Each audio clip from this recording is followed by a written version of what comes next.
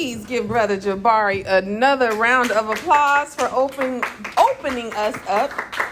In the name of Allah, the Beneficent, the Merciful, I bear witness there is no God but Allah, and I bear witness that He appeared to us in the person of Master Fard Muhammad.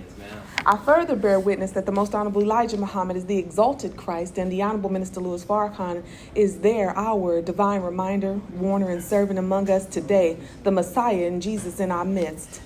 I greet all my family here today in the greeting words of peace, as we say in the Arabic language, Assalamu alaikum. Wa alaikum salam, man. Please give I would like to give a thank you to our local student regional minister, Brother Abdul Sharif Muhammad, and the student ministry for allowing me the opportunity to share a few words with you all this evening. Talk a little bit about how to eat to live, right? How to eat to live. Praise be to Allah. I don't think we're talking about it enough and just really remind ourselves enough of the importance of how to eat to live, right? The Most Honorable Elijah Muhammad, the teachings of the Most Honorable Elijah Muhammad are the greatest teachings that we have. Yes, ma'am. You know, so why would we adopt any other form of teaching or way of eating aside what we have been given by Elijah Muhammad, who said he got it from God in person? Yes. He didn't get it from no spook, no spirit.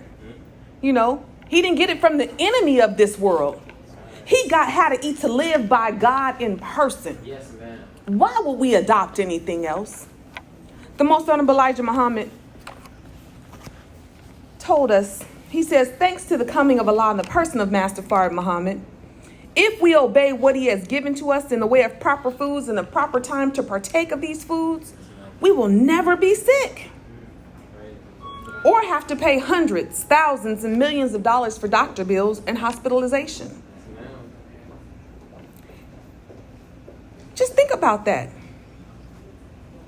We won't have to pay for doctor bills. We'll never be sick.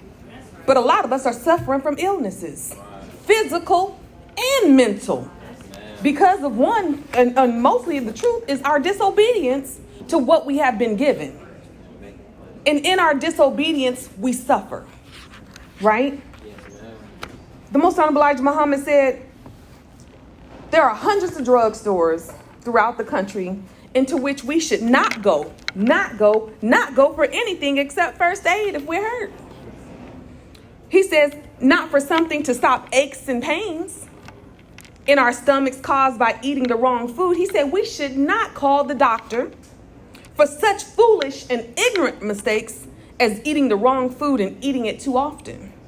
He said, we should be ashamed to call the doctor for these errors, not mistakes, errors. What is an error? An intentional departure from truth. You intended to depart from what was given.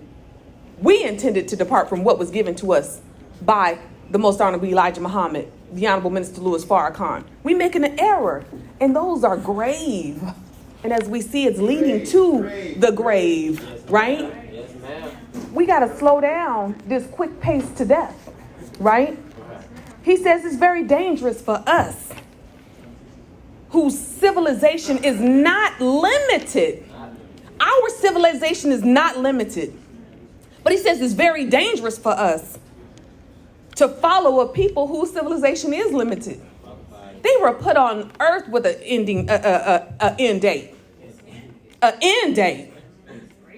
We have no beginning nor ending, but they were put on this planet with an end date. Do you think that we should follow the ways of their teaching? The ways of this world? No, we shouldn't, right? He says this is what we have been doing, and this is what we must stop doing if we expect to survive. What does survive mean? It means to continue to live or exist, especially in spite of danger or hardship. Do we not got danger right now and much more danger ahead? Huh? The dark hour? The war of Armageddon? We got so much ahead of us, but we have an opportunity right now to take advantage of these teachings so that we can survive. That's the goal, right? And we don't just want to survive because in surviving, we're put in a certain mindset where we're always warding off threats or danger. We want to actually live. And if you're living, you don't have to ward off threat or danger because you already are doing what's in accord with keeping you alive or keeping you living, which is the activities of life, right? So the Most Honorable Elijah Muhammad in The Fall of America, he says, day and night, without let up, the white man mistreats the poor black slave. Come on. He says, now since heaven, listen to this. Now since heaven and the God of peace, justice, freedom, and equality has come to the black slave, the white man is trying to make everyone that recognizes the truth deviate from it. He says, the white man says, do not accept it. Don't accept what? Don't accept the teachings of the Most Honorable Elijah Muhammad. I'm your master today. And the ways that I'm giving you is the ways of life, as Pharaoh said, right? How can you accept these teachings before I give you leave? You know, before I let you out of my control, physically, mentally, spiritually, emotionally. How can you leave? I control the diameter of your activity or the circumference of your activity. I control that. But God said, I'm here to release you from these bonds. Amen. And he sent a messenger, as we've been taught in the Bible, as we've been taught in the Quran. One was coming to teach us certain things so that we can come up out of this way of living and into a way of living that is going to, again, produce heaven, peace, justice, freedom, and give us an equality. Yes, man. Praise be to Allah. So again, we talking about how to eat to live, right? We still talking about how to eat to live. But we can't eat to live if we don't recognize the enemy that's among us, that's putting out there every single day on commercials, on radio shows, you know, in the grocery stores, everything that's causing us to think about eating the wrong things and thinking the wrong thoughts, which is keeping our appetites under his control. So we're not controlled here, and we don't allow this to do the thinking or create the design. We allow this to create the design. And so we're always going after what tastes good. What you hungry for tonight? What sound good? What tastes good? That's the thought, right? When you think about what you're going to eat, you don't think about what's going to produce life for yourself. You think about what tastes good. What's going to suffice my appetite in that moment. Fried chicken, you know, some French fries, right? Let me go get a hot dog, a hamburger. But none of this gives us any type of nutrients that's going to give us life, right? None of it. So we got to change how we think and not live by our taste buds, but what's going to help us to eat to live, you know? Praise be to Allah. Praise be to Allah. You know, the teachings of the Most Honorable Elijah Muhammad are plain, you know, and he gives it to us very plain, where a 1-year-old, 2-year-old, they can generally understand his teachings because it's just black and white. He also goes on to say,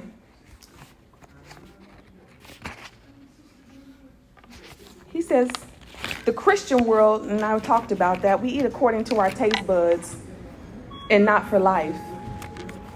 And we got to think about the quality of our life these days. If we think about some of our friends, family, parents, grandparents, and the quality of life they live according to the foods that they are eating or ate, you know, it's not a good quality of life. A lot of us are suffering from high blood pressure, diabetes, kidney failure, cancer, you know, and all of these are associated with eating the wrong foods. It's not an environmental factor. It's a simple factor of changing our diet. What we eat, when we eat, and how we prepare it. There's a science to how to eat to live. And preparing our foods in a certain way is just as important as what we put into our mouths and when we eat it. We can't continue to feed this appetite 3 meals, 4 meals, 5, not even 2 meals a day.